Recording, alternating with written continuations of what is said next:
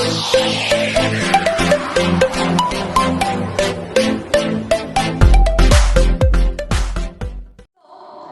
നമ്മൾ പഠിക്കാൻ പോകുന്നത് മറ്റൊരു ഇമ്പോർട്ടന്റ് ആയിട്ടുള്ള കോൺസെപ്റ്റ് ആണ്, that is ionization energy.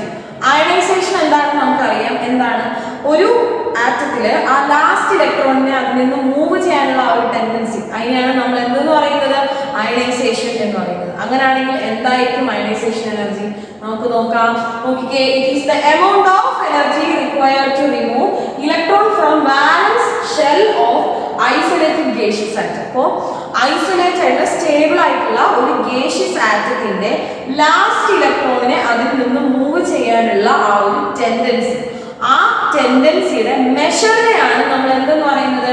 Ionisation energy എന്ന് പറയുന്നത്. So it is the amount of energy or it is the measure of tendency to remove the outermost electron of an atom or outermost electron of അല്ലെങ്കിൽ വാലൻസ് ഷെല്ലിലുള്ള gaseous സ്റ്റേറ്റിൽ ഇരിക്കുന്ന ഒരു ആറ്റത്തിന്റെ വാലൻസ് ഷെല്ലിലുള്ള ഒരു ഇലക്ട്രോണിനെ remove ചെയ്യാൻ ആവശ്യമായിട്ടുള്ള energy, that is called as ionization energy. Simple ആയിട്ട് നമുക്ക് എങ്ങനെ പറയാം? ഒരു ആറ്റത്തിന്റെ ഔട്ടർ മോസ്റ്റ് ഷെല്ലിലെ ഇലക്ട്രോണിനെ അതിൽ നിന്നും റിമൂവ് ചെയ്യാൻ ആവശ്യമുള്ള energy, that is called as ionization energy. And the word required is used because it means ionization energy is the positive. It is always given from outside to remove electrons. അപ്പോൾ നമ്മൾ വെറുതെ നമുക്ക് ഒരു ആറ്റത്തിൽ നിന്ന് ഒരു electron എടുത്ത് മാറ്റാൻ പറ്റത്തില്ല. അതിൽ ഒരുപാട് എനർജി കൊടുത്താൽ മാത്രമേ എന്ത് ചെയ്യാൻ പറ്റൂ? ഒരു ആറ്റത്തിൽ നിന്നും ആ ഒരു ഇലക്ട്രോണിനെ എടുത്ത് മാറ്റാനും തിരിച്ചതിലേക്ക് വെക്കാനും പറ്റത്തുള്ളൂ. സോ റിമൂവ് ചെയ്യാനായിട്ട് നമ്മൾ കൊടുക്കുന്ന ഒരു പോസിറ്റീവ് ആയിട്ടുള്ള എനർജീനെ കൊടുക്കുകയല്ലേ, അപ്പോൾ ഒരു പോസിറ്റീവ് ആയിട്ടുള്ള ഒരു എനർജിയാണ് കൊടുക്കുന്നത്. അതിനെ നമ്മൾ പറയുന്ന പേരാണ് ionization energy. And successive ionization energy. So successive means ഈ അടുത്തടുത്തടുത്ത് വരുന്ന അയണൈസേഷൻ എന്താണ് അതെന്ന് നമുക്ക് നോക്കാം. It is the amount of energy required to remove second electron from the ion. അപ്പോൾ ഒരു ആറ്റത്തിന്റെ ഇതൊരു ആറ്റം ഔട്ടർ മോസ്റ്റ് ഷെൽ, ഇതില് 2 ഇലക്ട്രോൺസ് ഉണ്ട്. അപ്പം ഒന്നിനെ നമ്മൾ മാറ്റി, ഇനി അടുത്ത ആളുകളുണ്ട്. അപ്പോൾ ഈ ആയങ്ങളെ നമുക്ക് മാറ്റാൻ വേണ്ടി കൊടുക്കുന്ന ആ ഒരു എനർജിനെയാണ് we call it as successive ionization energy. So first electron ഇപ്പൊ നമ്മള് 2+ എന്നൊക്കെ പറയും, Fe2+, Cu2+ എന്നൊക്കെ നമ്മൾ പറയും.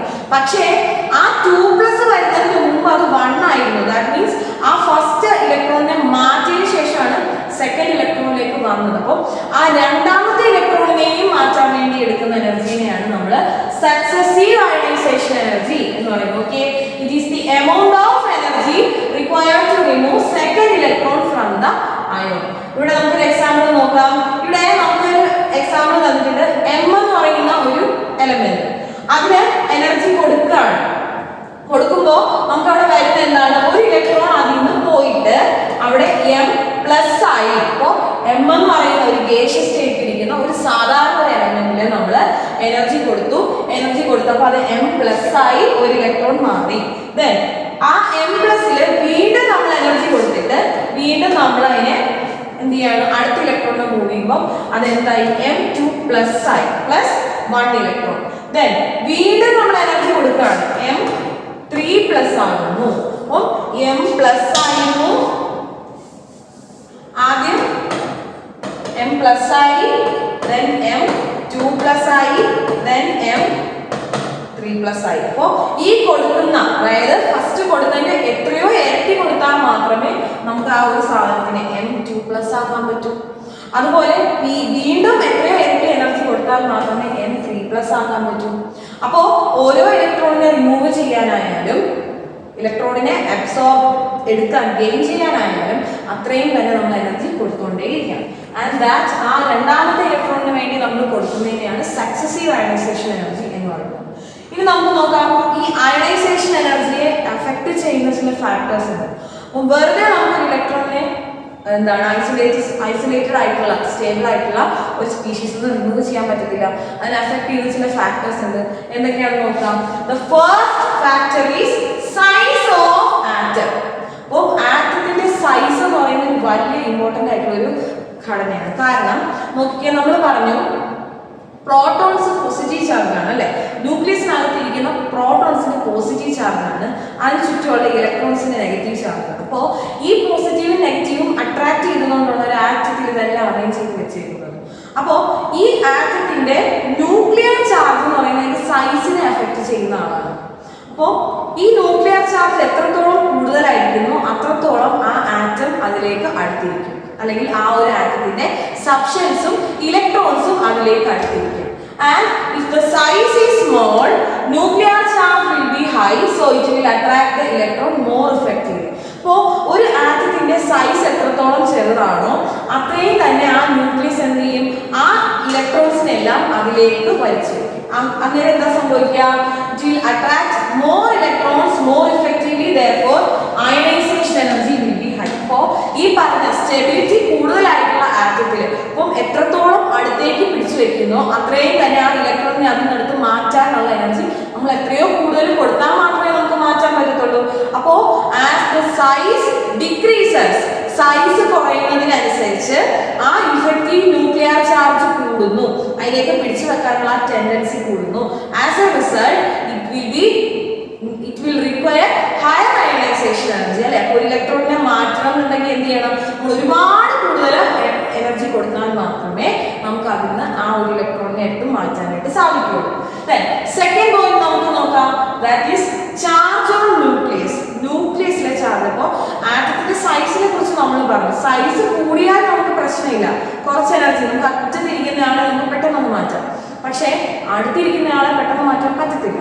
അതുപോലെ നെക്സ്റ്റ് പോയിന്റ് ആണ് ചാർജ് ഓൺ ദ ന്യൂക്ലിയസ്. നോക്കിക്കേ, if nuclear charge is more than attraction for electron will be more, therefore ionization energy will be high or vice versa. നേരത്തെ നമ്മൾ പറഞ്ഞതുപോലെ തന്നെ ന്യൂക്ലിയസിനകത്തുള്ള ആ ഒരു ചാർജ് എത്രത്തോളം കൂടുന്നുണ്ടോ അത്രയും തന്നെ ഇലക്ട്രോണിനെ അതിലേക്ക് വലിച്ചടുപ്പിച്ച് വെക്കാനായിട്ട് ശ്രമിക്കും.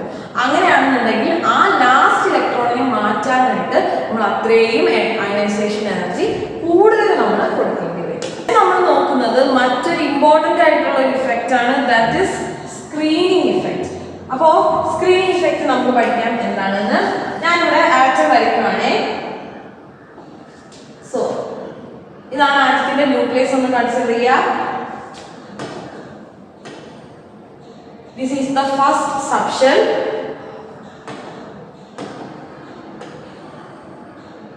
This is the second one.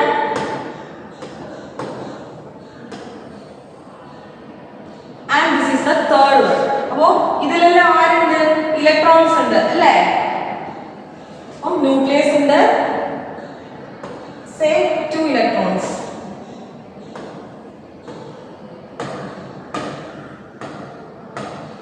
Eight electrons, 2 electrons. അപ്പോൾ ഇവിടെ ഞാനൊരു ആറ്റം വരച്ചേക്കാണ്. ഇതിവിടുത്തെ ന്യൂക്ലിയസ് ആണ്. ന്യൂക്ലിയസിന് ഉള്ളിൽ അവിടെ പ്രോട്ടോൺസ് ഉണ്ട്, അതായത് പോസിറ്റീവ് ചാർജ് ഉള്ള സ്പീഷീസ് ഉണ്ട്.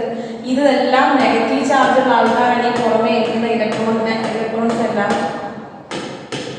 ഇതെല്ലാം നെഗറ്റീവ് ചാർജ് ഉള്ളവരാണ്.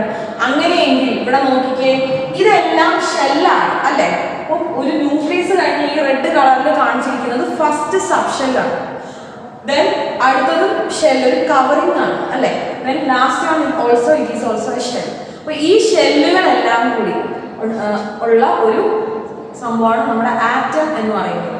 അപ്പോൾ ഈ ന്യൂക്ലിയസിന്റെ പോസിറ്റീവ് ചാർജ് എന്ന് പറയുന്നത് എല്ലാ ഷെല്ലിലേക്കും എത്തേണ്ടതാണ്. പക്ഷെ എന്താണ്, ഫസ്റ്റ് ഷെല്ലിലായിരിക്കും ഏറ്റവും കൂടുതൽ ആ nuclear charge. First shell means ന്യൂക്ലിയസിനോട് അടുത്ത് നിൽക്കുന്ന ആ ഒരു ഷെല്ലിനായിരിക്കും ഏറ്റവും കൂടുതൽ ആ പോസിറ്റീവ് ചാർജിന്റെ ഇഫക്റ്റ് കിട്ടുന്നത്.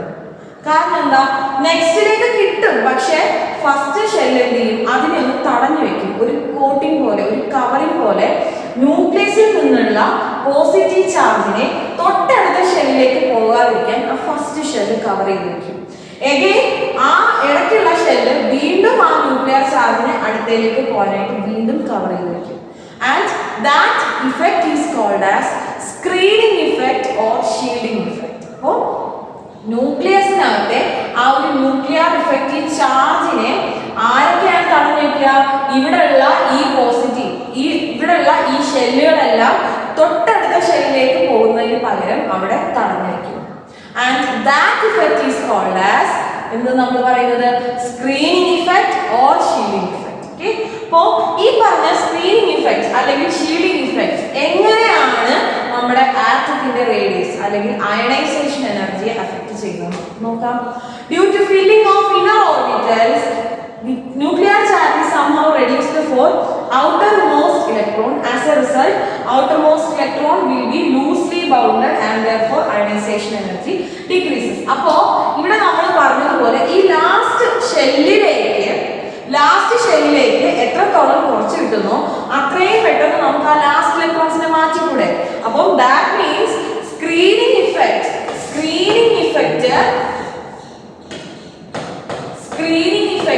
എത്രത്തോളം ഇൻക്രീസ് ചെയ്യുന്നു ഇവിടുത്തെ അയണൈസേഷൻ എനർജി നമുക്ക് അത്രയും കുറച്ച് കൊടുത്താൽ മതി.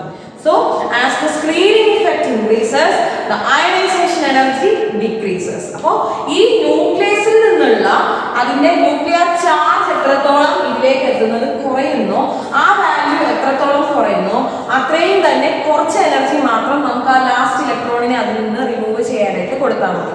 And that is the effect of screening effect on ionization energy. So next നമ്മൾ നോക്കുന്ന effect, that is penetration effect. The orbitals which are closer to nucleus will experience high nuclear charge, so the penetrating effect will be more. അപ്പോൾ എന്താണ് ന്യൂക്ലിയസിന്റെ അടുത്ത് നിൽക്കുന്ന ഓർബിറ്റൽസിനായിരിക്കും കൂടുതലും ന്യൂക്ലിയസിന്റെ effect വരിക. And അവരുടെ order എന്ന് പറയുന്നത് എസ് ബ്ലോക്കിനായിരിക്കും, എസ് സബ്ഷെല്ലിനായിരിക്കും ഏറ്റവും കൂടുതൽ ആ ഒരു ഇഫക്റ്റ് കിട്ടുന്നത്.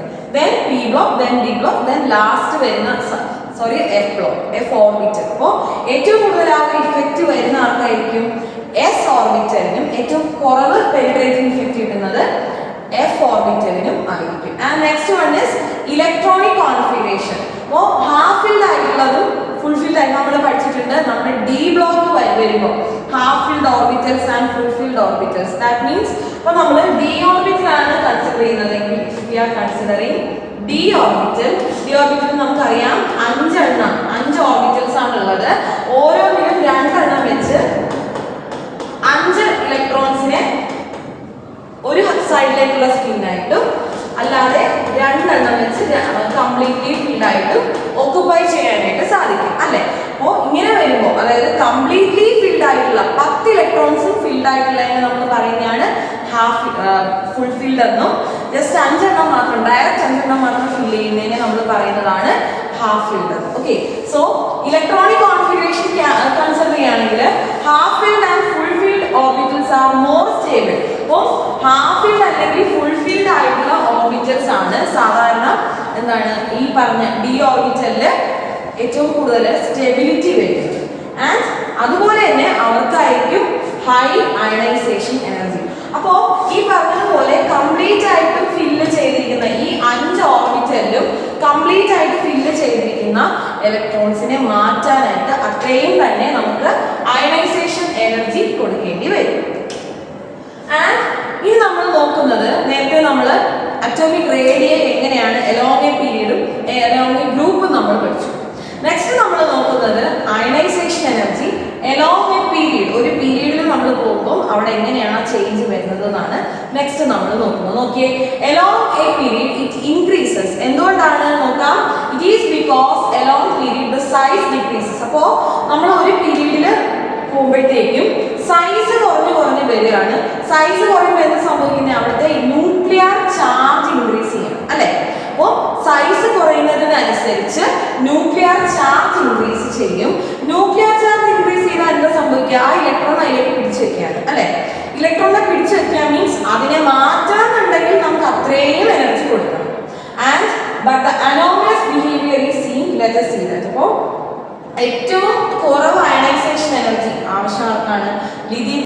നമ്മൾ ലിഥിയം ആണ് കൺസിഡർ ചെയ്യുന്നതെങ്കിൽ ദാറ്റ് ഇസ് 3 അല്ലെ, 2 1 എന്നാണ് വരുന്നത്. അപ്പോൾ ഈ ഫസ്റ്റ് ഈ 1 എന്ന് പറയുന്ന ഇലക്ട്രോണിനെ, ഒരൊറ്റ ഇലക്ട്രോണിനെ മാറ്റാനായിട്ട് നമുക്ക് അതിനനുസരിച്ച് വളരെ എളുപ്പമായിരിക്കും മാറ്റാനായിട്ട്. So as size increases ionization energy also, as we move along the period ionization energy increases. അപ്പൊ സൈസ് ചുരുങ്ങി വരികയാണെന്നുണ്ടെങ്കിൽ എന്താ സംഭവിക്കുക, അവിടുന്ന് ആ ലാസ്റ്റ് ഇലക്ട്രോൺ ചുരുങ്ങുക മീൻസ് ആ ന്യൂക്ലിയർ ഇഫക്റ്റിന്റെ ഒരു കൂടുതലാണ് അവിടെ വരുന്നത്. അപ്പോൾ നമുക്ക് ആ ലാസ്റ്റ് ഇലക്ട്രോണിനെ റിമൂവ് ചെയ്യാനായിട്ട് കുറച്ച് കൂടുതൽ എനർജി കൊടുക്കേണ്ടി വരും. In this, beryllium has high ionization energy. നോക്കിക്കേ, ബെർലിയത്തിന് ഇവിടെ ഹൈ അയണൈസേഷൻ എനർജിയാണ് ബോറോണിനെക്കാട്ടിലും. കാരണം എന്താണ്, അവിടെ കംപ്ലീറ്റ് ആയിട്ട് ഫിൽ ചെയ്ത ഷെല്ലുകളാണ് മെയിൻ ആയിട്ടുള്ള ഒരു റീസൺ എന്ന് പറയുന്നത്. Has high ionization energy than oxygen because nitrogen is half filled. ഇവിടെ നോക്കി നമ്മൾ ബോറോണും ബെർലിയം എടുക്കുമ്പോഴത്തേക്കും ബെർലിയത്തിനാണ് കൂടുതലും വരുന്നത് ഇവിടെ. അതുപോലെ നൈട്രജനും ഓക്സിജനും നമ്മൾ കൺസിഡർ ചെയ്യുമ്പോൾ നൈട്രജൻ എന്ന് പറയുന്നത് ഹാഫ് ഫിൽഡ് ആണ്. അപ്പോൾ നൈട്രജൻ എന്ന് പറയുന്നത് സ്റ്റേബിൾ ആരായിരിക്കും, സ്റ്റേബിൾ ആകുന്നത് അയണൈസേഷൻ എനർജി കൂടുതലായിട്ട് വേണ്ട ആൾക്കാരായിരിക്കും. അതായത് നമുക്ക് ആ ലാസ്റ്റ് ഇലക്ട്രോണിനെ റിമൂവ് ചെയ്യാൻ പറ്റത്തില്ല. അപ്പോൾ അങ്ങനെയുള്ള ആൾക്കാരായിരിക്കും കൂടുതലും സ്റ്റേബിൾ ആയിട്ട് നിൽക്കുക.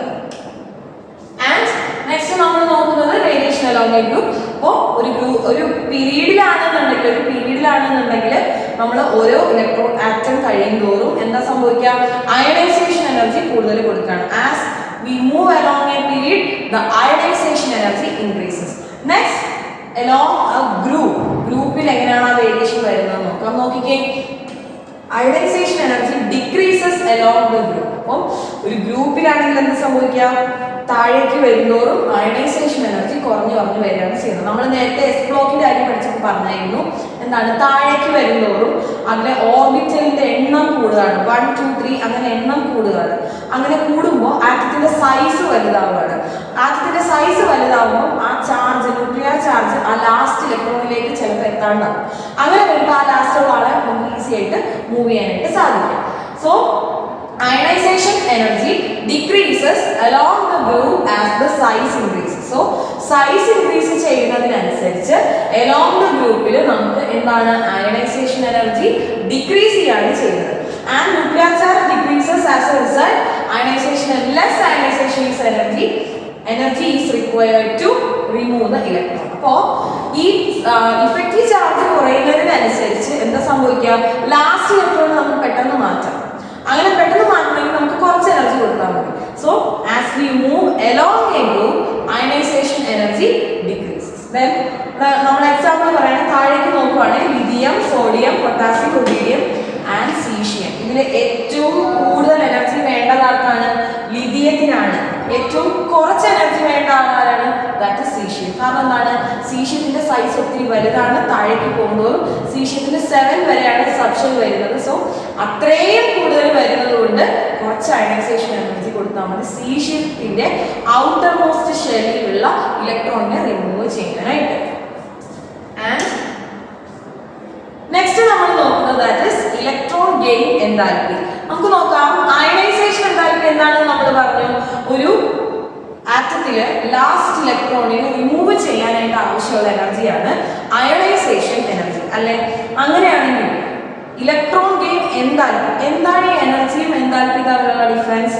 എനർജി മീൻസ് ആ ഒരു energy, enthalpy means change in എനർജിയാണ് നമ്മളുടെ എൻതാൽപ്പി എന്ന് ഉദ്ദേശിക്കുന്നത്. And the next concept that is electron gain enthalpy. അപ്പോൾ ഇലക്ട്രോൺസിനെ ഗെയിൻ ചെയ്യാനുള്ള, അപ്പോൾ സ്റ്റേബിൾ ആകാൻ വേണ്ടിയിട്ട് അല്ലെങ്കിൽ ഒരു അയോൺ ആകാൻ വേണ്ടിയിട്ട് ഇലക്ട്രോൺസിനെ ഗെയിൻ ചെയ്യുമ്പോൾ ഉള്ള ആ ഒരു എനർജി, അപ്പോൾ ആവശ്യമായിട്ട് വരുന്ന എനർജി നമ്മൾ പറയുന്നതാണ് that is electron gain enthalpy. And it is the amount of energy released when electron is added to outermost shell of an atom. അപ്പോൾ ഒരു ആറ്റത്തിന്റെ ഔട്ടർ മോസ്റ്റ് ഷെല്ലിലേക്ക് ഇലക്ട്രോണിനെ ആഡ് ചെയ്യാൻ വേണ്ടി കൊടുക്കേണ്ട എനർജിയാണ് നമ്മൾ എന്തെന്ന് പറയുന്നത്, ഇലക്ട്രോൺ ഗെയിൻ എൻതാൽപ്പി. ആ ചേഞ്ച് ഇൻ എനർജിയാണ് നമ്മൾ ഇലക്ട്രോൺ ഗെയിൻ എൻതാൽപ്പി എന്ന് പറയുന്നത്. ആൻഡ് ഇത് എന്തിനേക്കാണ് ഡിപ്പെൻഡ് ചെയ്യുന്നത്? It depends on the extent of attraction of incoming electron. ആ വരുന്ന ഇലക്ട്രോണിനെ ഈ ഒരു ആറ്റത്തിൽ എത്രത്തോളം അട്രാക്ട് ചെയ്യാൻ പറ്റും, ആ ഒരു കാര്യമാണ് ഇവിടെ ഡിപ്പെൻഡ് ചെയ്യുന്നത്. ആൻഡ് ഇനേർട്ട് ഗ്യാസ് ആണെങ്കിൽ they are almost attraction because of stable. അപ്പോൾ അവർക്ക് വളരെ കുറവായി ആ ഒരു ലാസ്റ്റ് ഇരിക്കുന്നവരെ അതിൽ തന്നെ വെച്ചേക്കാനുള്ള ഒരു ടെൻഡൻസി കൂടുതലായിരിക്കും. കാരണം എന്താണ്, അവരുടെ സ്റ്റേബിൾ കോൺഫിഗറേഷൻ ആണ്. And therefore it is negative for inert gas. This means energy should be supplied in order to make them accept electron. അപ്പോൾ ഇനിയും അവർക്ക് എനർജി ആവശ്യമുണ്ടെങ്കിൽ അവരെ എന്ത് ചെയ്യണം, വീണ്ടും വീണ്ടും നമ്മൾ കൂടുതൽ എനർജി കൊടുത്തുകൊണ്ടിരിക്കണം. ആൻഡ് നെക്സ്റ്റ് നമ്മൾ നോക്കുന്നത് ഫാക്ടേഴ്സ് അഫക്റ്റിംഗ് ഇലക്ട്രോൺ ഗെയിൻ എൻതാൽപ്പിയാണ്. ഫസ്റ്റ് ഫാക്ടർ എന്ന് പറയുന്നത് ദാറ്റ് ഈസ് അറ്റോമിക് റേഡിയസ്. ഇപ്പോൾ ഒരു ആറ്റത്തില് ഒരു പുതിയ ഇലക്ട്രോണിനെ അക്കോമഡേറ്റ് ചെയ്യണമെന്നുണ്ടെങ്കിൽ അവിടെ ഇൻഫ്ലുവൻസ് ചെയ്യുന്ന ഒരു factor, one of the factor is atomic radius. നോക്കാം, it is more the size, less the nuclear charge, therefore less attraction for incoming electron, therefore electron gain enthalpy is less negative for those atoms. അപ്പോൾ ഒരു ആറ്റത്തിന്റെ size എത്രത്തോളം വലുതാണ് അത്രയും തന്നെ അവിടുത്തെ nuclear charge കുറവായിരിക്കും. ഇപ്പോൾ ആറ്റത്തിന്റെ സൈസ് കൂടുന്നതിനനുസരിച്ച് അവിടുത്തെ സൈസ് കൂടുക മീൻസ് എന്താണ്, അവിടുത്തെ ന്യൂക്ലിയർ ചാർജ് അത്രയും എന്തായിരിക്കും, വീക്ക് ആയിരിക്കും. അപ്പോൾ വീക്ക് ആയിരിക്കും. അങ്ങനെയാണെങ്കിൽ ആ വരുന്ന ഇലക്ട്രോണിനെ അക്കോമഡേറ്റ് ചെയ്യാൻ വലിയ ഉത്സാഹം കാണിക്കത്തില്ല. കാരണം എന്താ, ആ ഒരു അട്രാക്ഷൻ കുറവാണല്ലേ, ന്യൂക്ലിയർ ചാർജ് എന്ന് പറയുന്നത് കുറവാണ്. അപ്പോൾ ആ ഇലക്ട്രോണിനെ പിടിച്ചിരുത്താനുള്ള ആ ഒരു ടെൻഡൻസിയും അവിടെ കുറവായിരിക്കും. അപ്പോൾ that one of the point is atomic radius. Next point നോക്കാം, that is nuclear charge. Less the nuclear charge, therefore less attraction for incoming electron. അപ്പോൾ ആ ന്യൂക്ലിയർ ചാർജ് എത്രത്തോളം കുറവാണോ അത്രയും തന്നെ ആ വരുന്ന ആളെ ഇരുത്താൻ, ആ ഇലക്ട്രോണിനെ ഇരുത്താനുള്ള ടെൻഡൻസിയും അവിടെ കുറവായിരിക്കും. And therefore electron gain enthalpy will be less negative. ഇവിടെ നെഗറ്റിവിറ്റി കുറവായിരിക്കും, ആ ഒരു ഇലക്ട്രോണിനെ ഇരുത്താനുള്ള എനർജിയുടെ അളവ് കുറവായിരിക്കും. Then next point is electronic configuration. Stable ആയിട്ടുള്ള ഇലക്ട്രോണിക് കോൺഫിഗറേഷൻ ആണെങ്കിൽ എങ്ങനെയായിരിക്കും, ഇലക്ട്രോൺ ഗെയിൻ എന്താൽപ്പി കുറവായിരിക്കും. സ്റ്റേബിൾ ആണെങ്കിൽ, സ്റ്റേബിൾ മീൻസ് ആ ഒരു ഒബ്ജക്റ്റ് കംപ്ലീറ്റ് ആണ്. ദെൻ എഗെയിൻ ഒരാളെ ഇരുത്താൻ സ്പേസ് ഇല്ല, അല്ലെങ്കിൽ ഇരുത്തേണ്ട ആവശ്യമില്ല. അങ്ങനെയാണെങ്കിൽ വളരെ കുറച്ച് മാത്രം ഇലക്ട്രോൺ ഗെയിൻ എന്താൽപ്പി അവിടെ എടുക്കത്തുള്ളൂ. ആൻഡ് നെക്സ്റ്റ് നമ്മൾ നോക്കുന്നത് അവിടെ ഒരു ഗ്രൂപ്പിലെ വേരിയേഷൻ ആണ്. ദാറ്റ് മീൻസ് ഒരു ഗ്രൂപ്പിൽ നമ്മൾ പോകുമ്പോൾ അവിടെ ഇലക്ട്രോൺ ഗെയിൻ എന്താൽപ്പി കൂടുന്നുണ്ടോ കുറയുന്നുണ്ടോ എന്നാണ് നെക്സ്റ്റ് നോക്കുന്നത്. And electron gain എന്താൽപ്പി become less negative as we move down the group. ഒരു ഗ്രൂപ്പിൽ നമ്മൾ മേലെ താഴേക്ക് വരുമ്പോൾ ഇലക്ട്രോൺ ഗെയിൻ എന്താൽപ്പി ലെസ് നെഗറ്റീവ് ആയിക്കൊണ്ടിരിക്കുകയാണ്. കാരണം എന്താണ്, താഴേക്ക് വരുന്നതോറും സൈസ് കുറഞ്ഞു വരികയാണ് അല്ലെ. സൈസ് കുറയുക means nuclear effect, nuclear charge കുറയുക. അപ്പം ഈസി ആയിട്ട് ഒരാളെ ഇരുത്താനായിട്ട് വളരെ കുറച്ച് എനർജി മാത്രം കൊടുത്താൽ മതി അല്ലെ. അപ്പം ഒരാളെ അവിടെ പുതിയതായിട്ട് അക്കോമഡേറ്റ് ചെയ്യാനായിട്ട് ലെസ് നെഗറ്റീവ് ആയിട്ടുള്ള ഇലക്ട്രോൺ ഗെയിൻ എന്താൽപ്പി കൊടുത്താൽ മതി.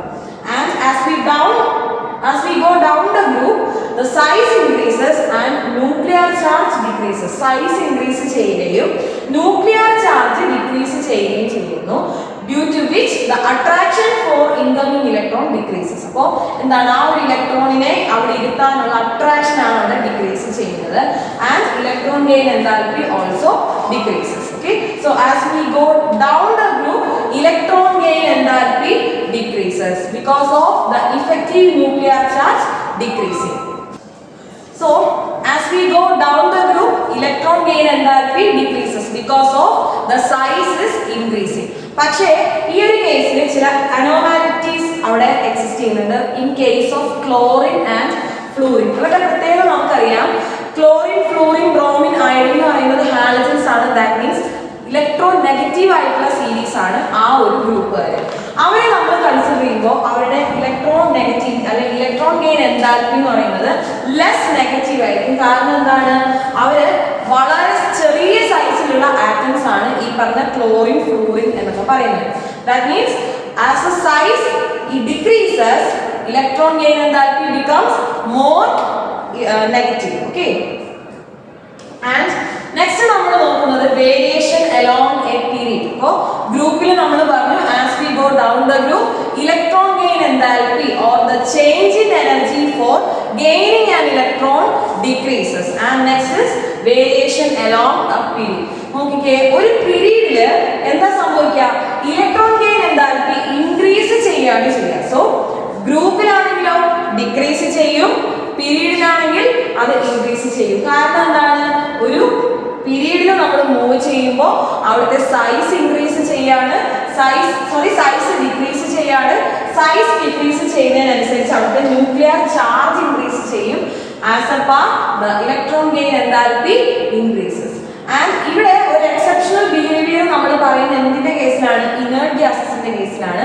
ഇനേർട്ട് ഗ്യാസസിന്റെ കേസ് പറയുകയാണെങ്കിൽ അവിടെ positive electron gain, that means കുറച്ച് കുറവ് കൊടുത്താൽ മതി ഒരു പുതിയ ഇലക്ട്രോണിനെ അക്കോമഡേറ്റ് ചെയ്യാൻ വേണ്ടിയിട്ട്. So this is the variation along period and A group. So എന്താണ് ഇലക്ട്രോൺ ഗെയിൻ എന്താൽപ്പി എന്ന് പറയുന്നത്? ഒരു ഇലക്ട്രോണിനെ ഔട്ടർ മോസ്റ്റ് ഷെല്ലിൽ അക്കോമഡേറ്റ് ചെയ്യാൻ വേണ്ടി നമ്മൾ കൊടുക്കുന്ന change in energy and we call it as electron gain enthalpy, and across a period electron gain enthalpy increases and across a group electron gain enthalpy decreases. Okay, so that's about electron gain enthalpy.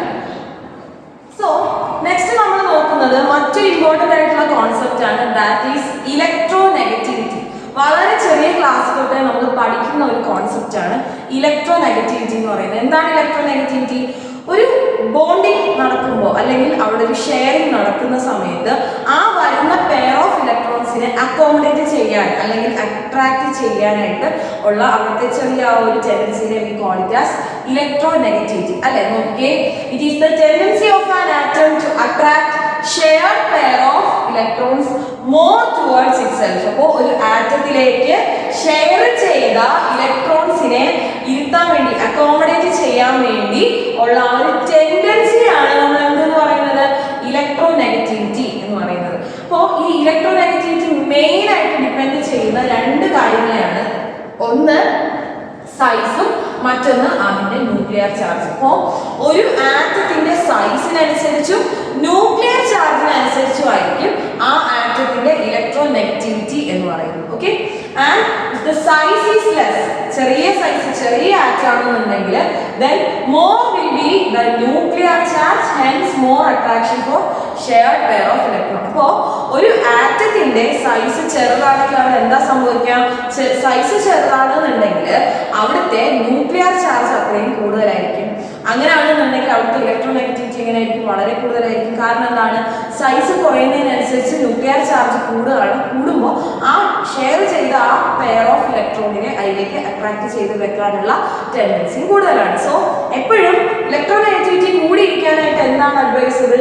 The advisable reason is smaller size and nuclear charge. Okay, then the whole periodic table as a whole നമ്മൾ consider ചെയ്യുകയാണെങ്കിൽ fluorine is the most electronegative element because of its smaller size. അപ്പോൾ നമ്മൾ periodic table consider ചെയ്യുകയാണെങ്കിൽ നമ്മുടെ ഹാലജൻസിലുള്ള first element ആണ് fluorine.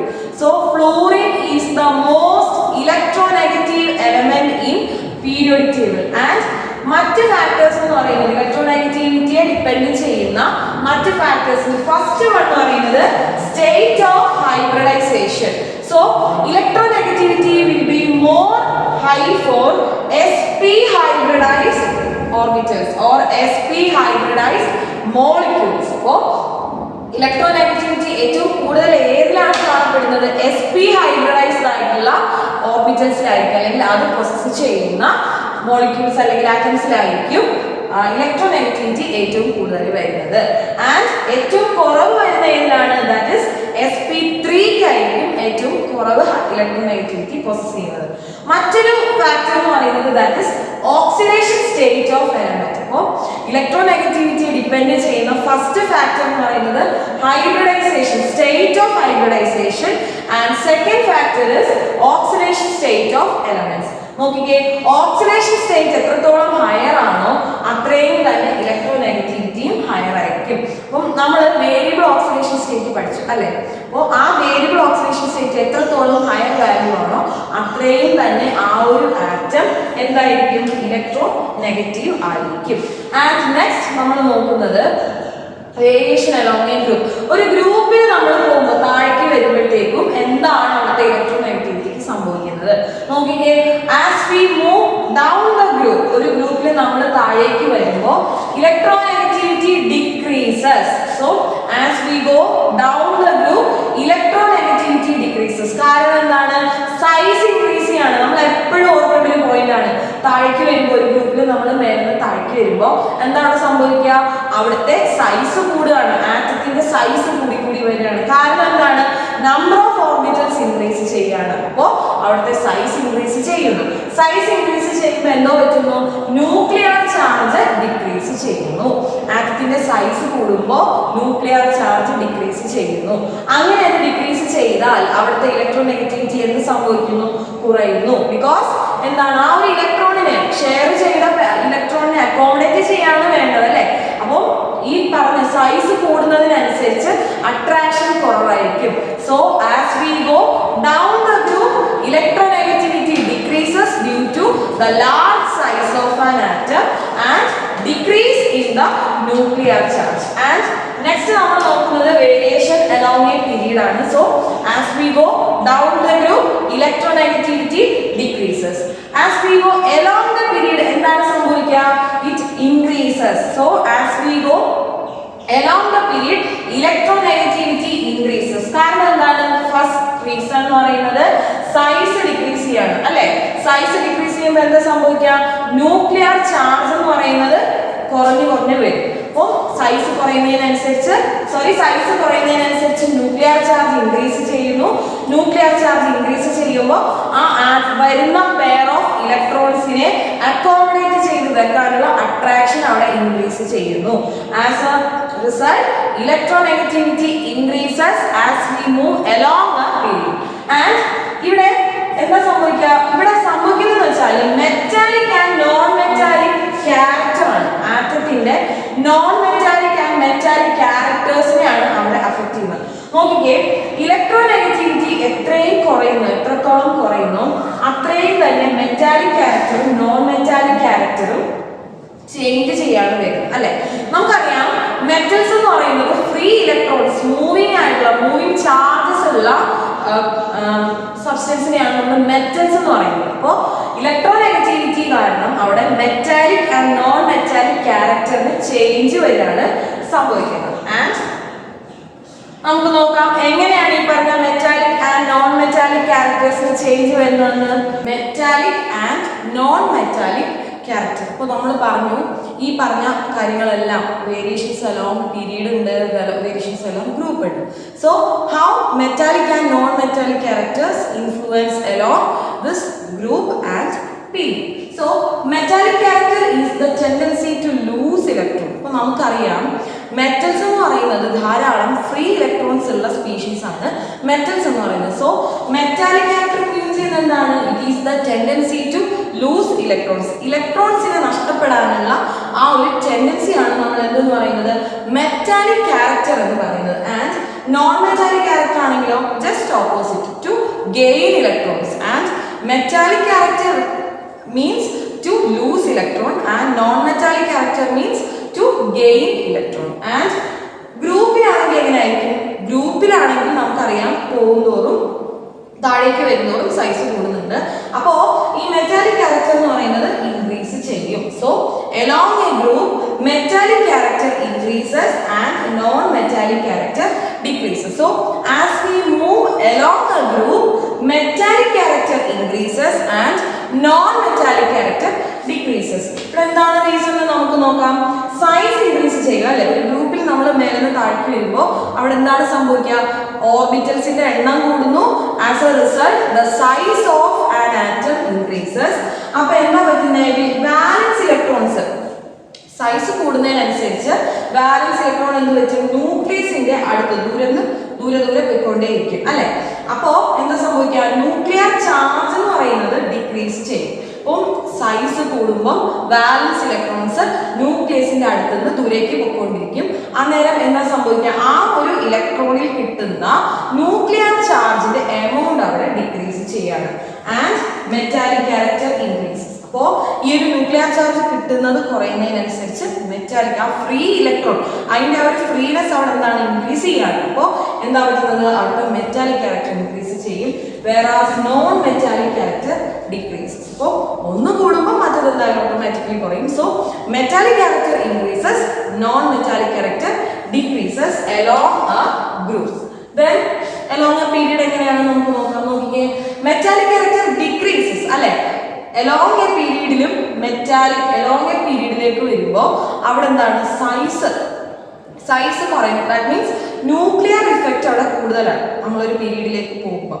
അപ്പോൾ ആ കൂടുന്നതിനനുസരിച്ച് ന്യൂക്ലിയർ ചാർജ് കൂടുന്നതിനനുസരിച്ച് ഫ്രീ ഇലക്ട്രോൺസിന്റെ പവർ അവിടെ എന്ത് ചെയ്യാണ്, കുറയാണ് ചെയ്യുന്നത്. സോ ഫ്രീ ഇലക്ട്രോൺസ് കുറയുന്നതിനനുസരിച്ച് മെറ്റാലിക് ക്യാരക്ടറും കുറയും. So that means along a period metallic character decreases and non-metallic character increases. So along a period എന്താണ് സംഭവിക്കുക, മെറ്റാലിക് ക്യാരക്ടർ എന്ത് ചെയ്യും, ഡിക്രീസ് ചെയ്യും, നോൺ മെറ്റാലിക് ക്യാരക്ടർ ഇൻക്രീസ് ചെയ്യുന്നു. As we move, the size decreases along period due to nuclear charge increases. അപ്പോൾ നമ്മളൊരു പീരീഡിൽ move ചെയ്യുന്ന സമയത്ത് എന്താ സംഭവിക്കുക, സൈസ് ഡിക്രീസ് ചെയ്യാണ്.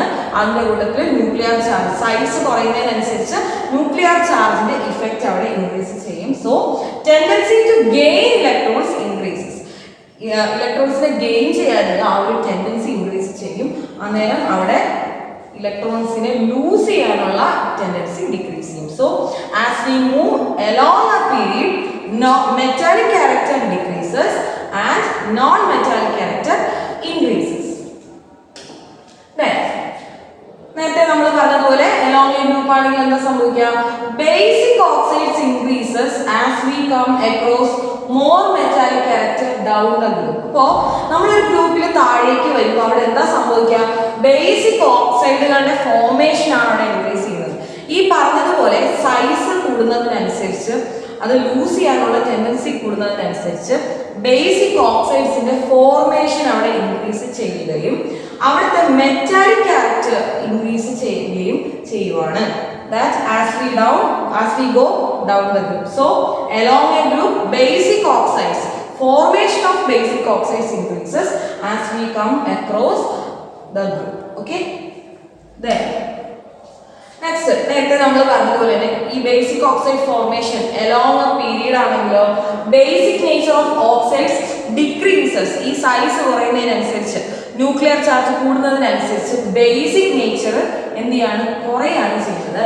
And acidic nature of oxides increases. ആ ഫോം ചെയ്യുന്ന ഓക്സൈഡ്സിന്റെ അസിഡിക് നേച്ചർ ആണ് അവിടെ ഇൻക്രീസ് ചെയ്യുന്നത്. ബേസിക് നേച്ചർ അല്ല, അസിഡിക് നേച്ചർ ആണ് ഇൻക്രീസ് ചെയ്യുന്നത്. ബിക്കോസ് സൈസ് ഡിക്രീസസ് അല്ലെ, നമ്മൾ അങ്ങോട്ട് ഒരു പീരീഡിൽ നമ്മൾ മൂവ് ചെയ്യുന്നതോറും അവിടെ എന്താ സംഭവിക്കുക, സൈസ് കുറയുന്നു, ന്യൂക്ലിയർ ചാർജ് കൂടുന്നു, അവിടെ ഇലക്ട്രോൺസിനെ ലൂസ് ചെയ്യാനുള്ള ടെൻഡൻസിയും ഡിക്രീസ് ചെയ്യണം. സോ ദാറ്റ് മീൻസ് ലൂസ് ചെയ്യുക മീൻസ് അവിടെ ഫോം ചെയ്യുന്ന സ്പീഷീസ് എങ്ങനെയായിരിക്കും, അസിഡിക് ആയിരിക്കും.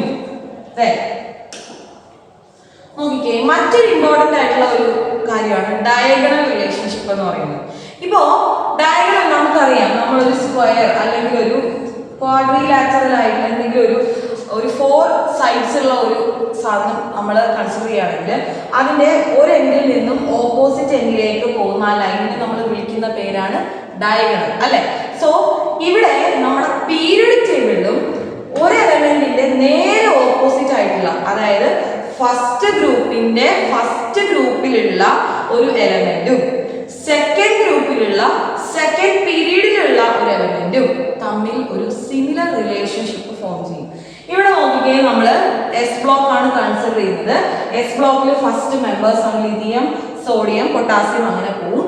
സെക്കൻഡ് ആൽക്കലൈൻ എർത്ത് മെറ്റൽസിൽ വരുന്നതാണ് ബെറിലിയം, മഗ്നീഷ്യം, കാൽഷ്യം അവരൊക്കെ. നോക്കിക്കേ, ലിഥിയവും ഫസ്റ്റ് ഗ്രൂപ്പിലെ ഫസ്റ്റ് മെമ്പറായ ലിഥിയവും സെക്കൻഡ് ഗ്രൂപ്പിലെ സെക്കൻഡ് മെമ്പറായ മഗ്നീഷ്യവും തമ്മിലൊരു diagonal relationship ഉണ്ടാവും. That means they have some similar properties and that properties are called as diagonal relationship or diagonal properties. നോക്കിക്കേ, it is the anomalous behavior of second group elements. അപ്പോൾ ഈ second ഗ്രൂപ്പിലെ എലമെന്റ്സിനാണ് ഈ പറഞ്ഞ anomalous means ഒരു different ആയിട്ടുള്ള, മറ്റുള്ളവരിൽ നിന്നും ഡിഫറെന്റ് ആയിട്ടുള്ള ഒരു പ്രോപ്പർട്ടി കാണിക്കുന്നുണ്ട്. It is defined as similarity of some elements of second group. അപ്പോൾ സെക്കൻഡ് ഗ്രൂപ്പിലെ എലമെന്റ്സുമായിട്ടാണ് നമുക്ക് സിമിലാരിറ്റി വരുന്നത്. With elements of third group represents diagonal. Okay, first ഗ്രൂപ്പിലെ ലിഥിയവും സെക്കൻഡ് ഗ്രൂപ്പിലെ മഗ്നീഷ്യവും ആണ് ഡയഗണൽ റിലേഷൻഷിപ്പ് വരുന്നത്. പക്ഷേ സെക്കൻഡ് ഗ്രൂപ്പിലെ ബെറിലിയവും, സെക്കൻഡ് ഗ്രൂപ്പ് എന്ന് പറയുമ്പോൾ കഴിഞ്ഞു, എസ് ബ്ലോക്ക് കഴിഞ്ഞു. നെക്സ്റ്റ് വരുന്ന ആരാണ്, പി ബ്ലോക്ക് ആണ്. നടുക്കുള്ള ഡി ബ്ലോക്ക് അല്ല, ലാസ്റ്റുള്ള പി ബ്ലോക്കിലെ അലൂമിനിയം ആയിട്ടാണ് ബെറിലിയത്തിന് എന്തുള്ളത്, ഡയഗണൽ റിലേഷൻഷിപ്പ് ഉള്ളത്. സോ ഈ ഒരു എക്സാമ്പിൾ നമ്മൾ കൺസിഡർ ചെയ്യുമ്പോൾ ഫസ്റ്റ് ഗ്രൂപ്പിലെ ലിഥിയവും സെക്കൻഡ് ഗ്രൂപ്പിലെ സെക്കൻഡ് എലമെന്റ് ആയ മഗ്നീഷ്യവും തമ്മിലാണ് ഡയഗണൽ റിലേഷൻഷിപ്പ് ഉള്ളത് അല്ലേ. നെക്സ്റ്റ് സെക്കൻഡ് ഗ്രൂപ്പിലെ ബെറിലിയവും അടുത്ത തേർഡ് ഗ്രൂപ്പിലെയാണ് വരേണ്ടത്. പക്ഷെ ഇവിടെ തേർഡ് ഗ്രൂപ്പ് ആയിട്ട് നമ്മൾ കൺസിഡർ ചെയ്യുന്ന ആരെയാണ്? പി ബ്ലോക്കിലെ സെക്കൻഡ് എലമെന്റ് ആയ അലൂമിനിയത്തിനെയാണ് നമ്മൾ കൺസിഡർ ചെയ്യുന്നത്. സോ ഇവർ തമ്മിൽ ചില കാര്യങ്ങൾക്കെല്ലാം സിമിലാരിറ്റീസ് വരും. അതിനെയാണ് നമ്മൾ എന്തെന്ന് പറയുന്നത്? ഡയഗണൽ റിലേഷൻഷിപ്പ് എന്ന് പറയുന്നത്.